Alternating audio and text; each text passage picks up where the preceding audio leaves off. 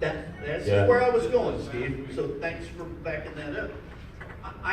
You see this a lot when you've been in this for 10 years. Real estate entrepreneurs, like those of us in the room, are, it's like, well, got ADD or something. You know, something, nothing wrong with that. Something work well, there is if you're in business. Because you can't run your business with attention deficit disorder, okay?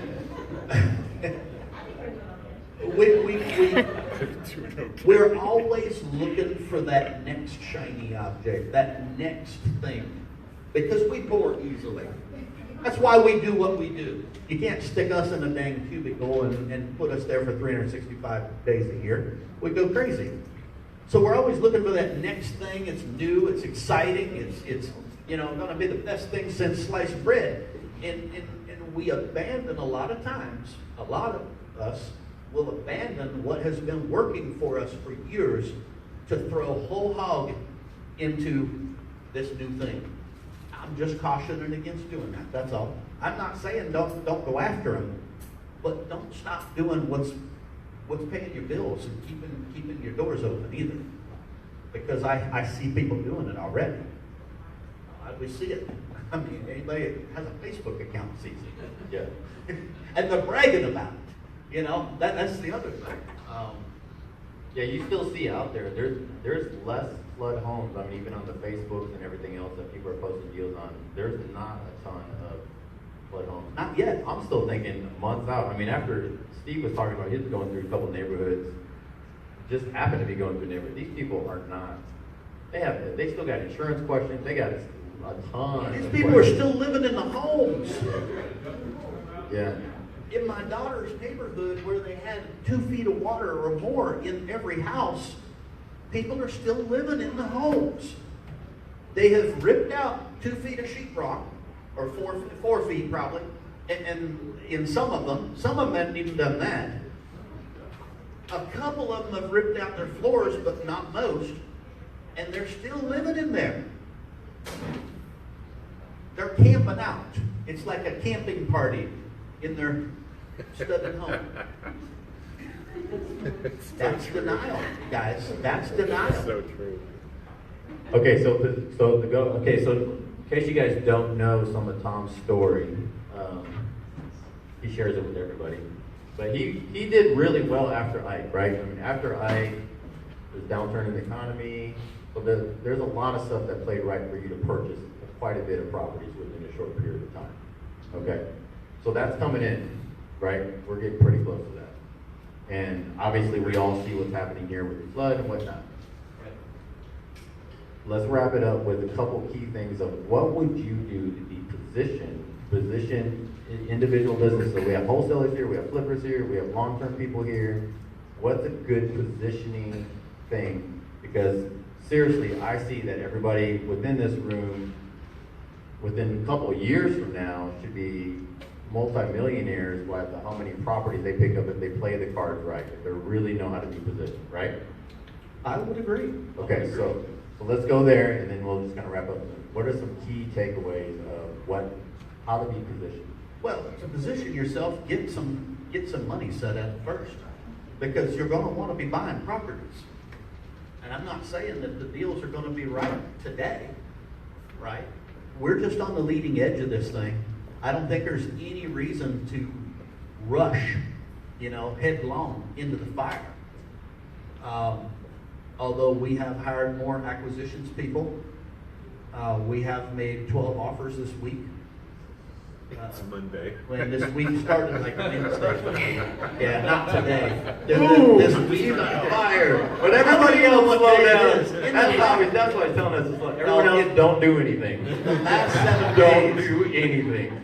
But not one of them was flooded. Not one of them was flooded. All of our offers so far have been on non-flooded houses. The folks that have had the flooding are going through a lot of stuff yet. When they're ready, we'll be there. Don't get me wrong. We're going to play in that field. So money. You got to have money lined up. Yes, get your money lined up. Can I tag on that? So, Yeah. what was it? Memorial Day that we just had? Labor Day? What was it? Labor Day. Labor Day. Yeah. Okay, so Labor Day, I was still meeting up with I was getting lenders all set up Labor Day, meeting with them when, everyone else is doing their stuff, recouping, having barbecues, whatever they're doing. I'm calling my lenders up and say, hey, let's go have dinner now. And I'm talking with my lenders, and I'm letting you know, guys, like, you really need to focus on grabbing more money. So I'm meeting with my lenders, and I'm literally saying, I'm going to run out of your cash within a matter of months. Who do you know? Who's your friends? Who's your buddy? For private money people, I know Tom has, a lending company. But Don't use private money, just use IOs. But for Much me, better. and so that's how you need to be playing this thing, of saying, do you realize what's happening? Educate them and say, who else do you know? It's pretty basic, pretty simple. Quest IRA for those who go there, ILS right here, connect with them. I mean, the first thing that we wanted to do was get people out of the flooded homes and into dry homes. That's the first thing we wanted to do. We knew how many were affected. By Sunday, I knew what the final number was. And not this past Sunday, yesterday, but the Sunday before. Monday was Labor Day. We actually opened up our offices, and I sent out a group text to all of our people and said, hey, I know it's Labor Day, but we haven't worked in a week. Y'all mind coming in? Everybody came in. We opened up on Labor Day, and we had a record rental day. We rented every single unit we had available. Now, about 50% of those were tenants that were already in one of our houses that was affected by the flooding. And we were able to move them into something else that still fit their needs. A lot of them were less picky, right? when they saw the supply situation. So a lot of them went into houses going, man, it ain't what I want, but you know what? I'll take it because it's available. But when you get mine done, would you mind if I went back into it, right? Seriously, we had a lot of that. And then we had a lot of people coming out of other places where the rental place only had one unit and it flooded, so they didn't have anything else to offer. So we were picking up a lot of those folks as well. But we ended the day, Labor Day, at like 6 p.m. in our office, and I went up to the leasing side, and she's like, we have no more units. We have no more units today. We're out. So that was our first thing. The very next day, my next question was, how can I get more units? And then I went into buy mode. That was Tuesday. So Monday was getting people into dry units, and Tuesday was, how do I get more dry units? And that's the mode I've been in ever since. So yes, we are buying. I think this is a great opportunity to buy. I haven't bought anything flooded yet. I'm not even necessarily going after that yet. I will, but I'm not yet. I'm still buying off of the old way, the same stuff I've been buying for years at the same ratios, only now I'm finding that I can because there's less buyers. You understand that this storm scared so many real estate investors out of the business? Whoa! And I said that earlier, and Susan looked at me and said, why? I don't get it. I don't get it. I said, well, it's not gettable. Okay? You're not going to get it. It doesn't make any sense. I didn't say it was a smart move, but people in the real estate class today, everybody's knees are just doing this. What do you think is going to happen with the real estate around here? I mean, everybody is scared. They're scared to death. So all of this is kind of good news for those of us in the room. You didn't show up here probably because you're scared. You showed up because you wanted to hear some insight and some different ideas and so forth. And that's good. That's good for you, because there's a lot of people that aren't here that should be. Yeah. And they're going to miss out.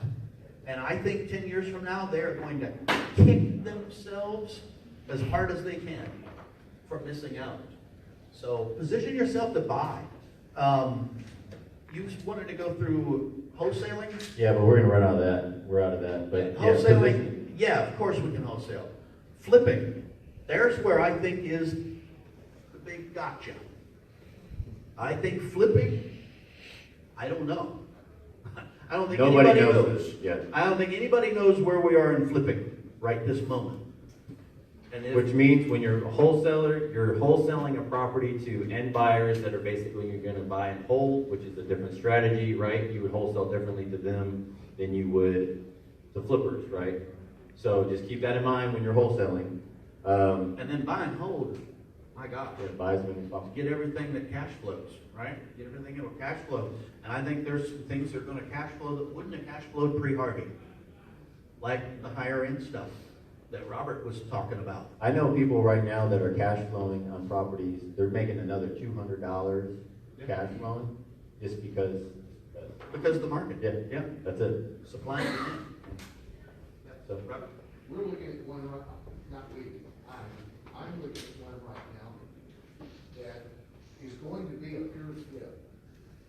And then I got to thinking about it, and I've got to get my 18-month window so that I can get back to 100%. So I'm gonna do it the same way I'm gonna do the Warren Springs house in Westbury, which is, if I can get it bought tomorrow, I'm gonna buy it. I'm gonna do the renovation. I'm gonna get it ready. And then I'm gonna be very selective of who I put in it, with a very large Security deposit. security deposit. Yep. And Define very large for the group. What would be the pre-Harvey ARV of this house? 500,000. No, the pre-Harvey ARV is 350, 350. Okay. And what are you going to ask for as a security deposit? $5,000. $5,000. And you think you'll get it? Yes. You get it all day long. There'll be $5,000 in a security deposit. There will be a detailed scope of work which has just been performed on the house. They'll sign that, and they're going to sign and have another little clause in there. My attorney's got to figure out how to do it. It says if they damage that house in any way, they're going to pay it.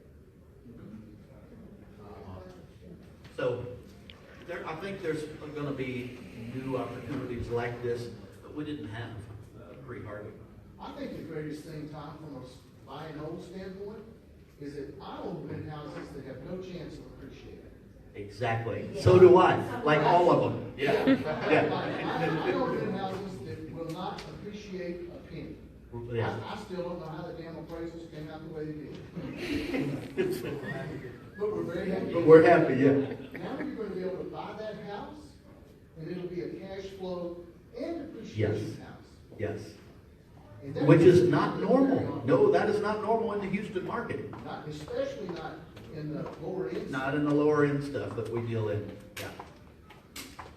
guys, was that good? All right, let's give it up for Tom. Woo! All right, so we have a lot to chew on. All right, guys, we got to get going. Does anyone have wholesale deals that they need to quickly come up and